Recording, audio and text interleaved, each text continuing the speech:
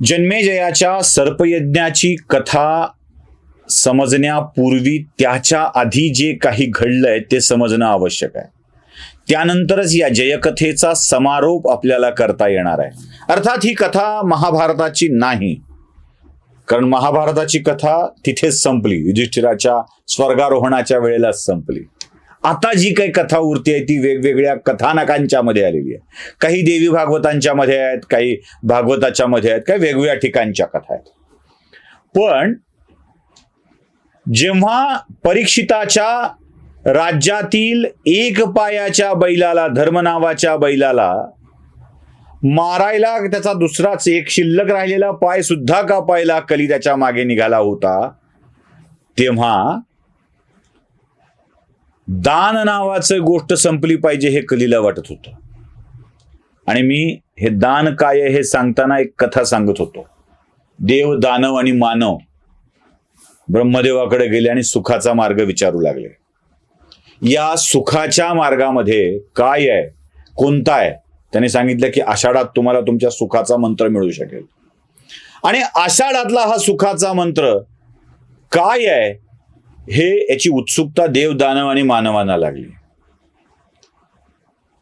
काही दिवसानंतर आषाढ महिना उजाडला आणि आषाढ महिन्यातल्या मंत्र मिळतोय का सुखाचा हे तिघही वाट बघू लागले.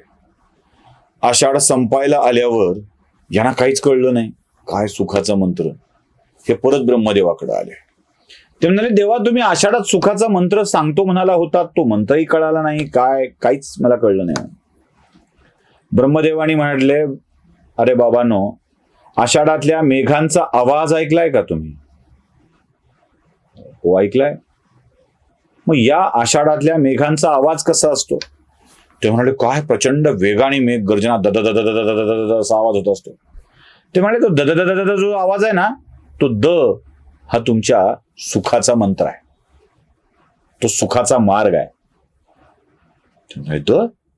द कसा सुखाचा मार्ग असेल? बघा तुम्ही तुमच्या पद्धतीनं तो द हा तुमच्या सुखाचा मार्ग आहे, तो तुम्हाला शोधावा लागेल. देव विचार करू लागले, म्हणजे हा द काय असेल? ते म्हणाले, आपल्याकडं काय सगळी सुख आहेत. आपल्याकडं अमृत आहे, आपल्याकडं अप्सरा आहे, आपल्याकडं वारुणी आहे, आपल्याकडं अश्व आहे, आपल्याकडं गज आहे, आपल्याकडं लक्ष्मी आहे, सगळंच आहे आपल्याकडं, सगळी सुख आहेत. पण ही सगळी सुख उपभोगता भोगता आपण दुःखी होतोय, कारण ही सुख आपण पूर्ण काळ उपभोगू शकू का, किंवा दानवांचा त्यावर अतिक्रमण होईल का, अशी सतत भीती वाटत राहते. इंद्रपद जाईल का, इंद्रचं राज्य निघून जाईल का, अशी सतत भीती वाटत राहते.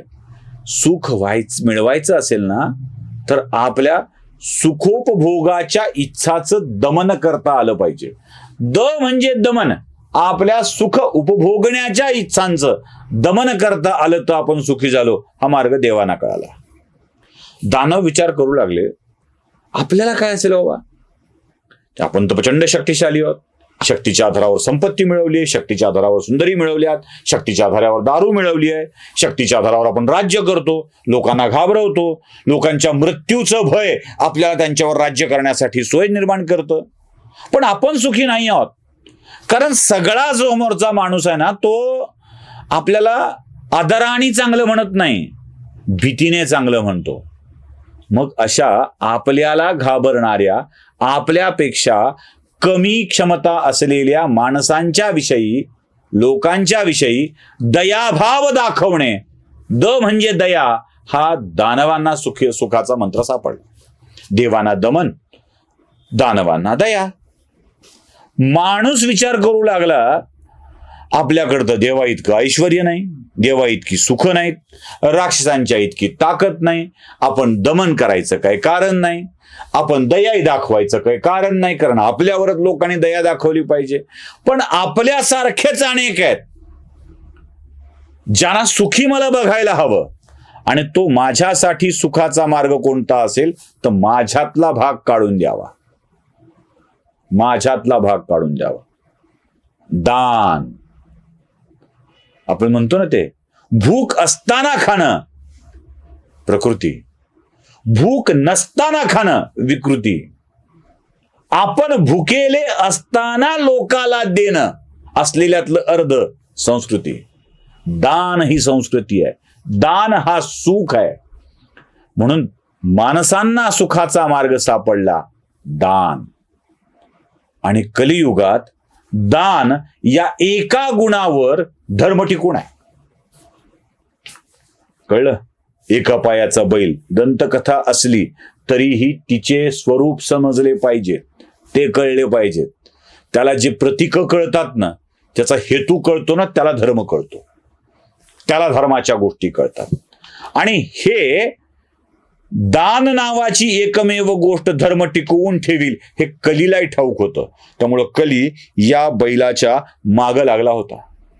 परीक्षितांनी त्याला थांबवलं, त्याला सांगितलं की बाबा तुला मी थांबायची ठिकाणं सांगितली आहेत. तू असत्य, मद, काम, हिंसा आणि वैर याच्यामध्ये वास्तव करून राहा. तू दानाच्या मागे लागू नकोस. आणि परीक्षित हा राजा असल्यामुळे कलीला त्याच्या राज्यात त्याच्या मर्जीप्रमाणे राहणं आवश्यक होतं. तो त्या ठिकाणी राहू लागला. तो सुवर्णाच्या मध्ये राहू लागला. आता खरी गडबड. परीक्षिताच्या डोक्यावर राजमुकुट आहे आणि त्यात सुवर्ण आहे. कली सुवर्णात राहू शकतो. सोन्यात गेल्याबरोबर तो परीक्षिताच्या मस्तकावर विराजमान झाला. आणि कली एकदा मस्तकावर आला ना की काहीही सुस्त, हे लक्षात ठेवा, काहीही सुस्त. आपण ज्या सगळ्या गोष्टी करतो ना आता कलियुगातल्या, मद्य, स्त्री, मद, काम, हे कली डोक्यावर चढल्याची लक्षणं आहेत. ज्याच्या डोक्यात कली घुसला ना तो काहीही करतो. परीक्षिताचं असं झालं, सुवर्णातली परवानगी दिली आणि सुवर्णात वावरणारा कली परीक्षिताच्या मस्तकी जाऊन बसला. आणि एकदा का परीक्षिताच्या मस्तकाचा ताबा मिळवला की कलीनं आपले प्रभाव दाखवायला सुरुवात केली. मृगयेसाठी परीक्षित निघालेला आहे. आणि एका जंगलात मृगयेसाठी गेल्यानंतर एक ऋषीचा आश्रम त्याला दिसतोय. त्या ऋषीचं नाव शमिक. शमिक ऋषी तपश्चर्येमध्ये लीन आहेत, मौन आहेत. त्यांना आल्या गेल्यांची काहीच पर्वा नाही, जाणीव नाही.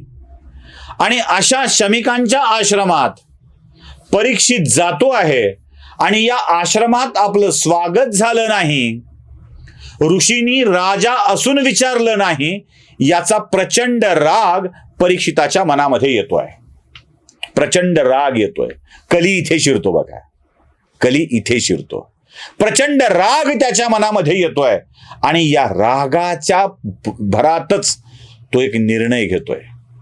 या उदंड ऋषीला ज्यानं राजाचं ऐकलं नाही त्याला शिक्षा मिळायला हवी. डोक्यात कली आहे.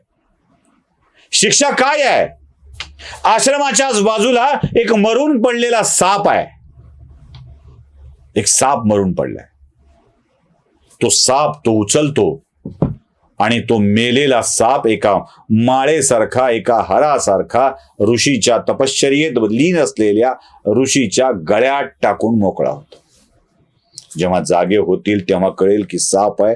का टाकलाय, कोण टाकलाय कळेल. यानं माझा अपमान केलाय का, याला याचा इंगा दाखवतो, असं म्हणून परीक्षितांनी साप ऋषीच्या गळ्यात टाकलाय. मध, लक्षात ठेवा, सुवर्ण आणि मध. राजेपदाचा मध घुसलाय, सुवर्णातून घुसलाय. आणि तो साप गळ्यात टाकून परीक्षित तिथून रागारागात निघून जातो.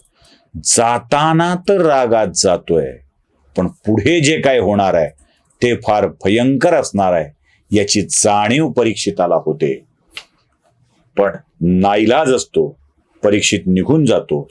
आश्रमात थोडा काळ गेल्यानंतर शमिक ऋषीचे पुत्र शृंगी ऋषी तिथे येतात आणि ते आपल्या पित्याच्या गळ्यात मेलेला साप बघून प्रचंड संतप्त होतात.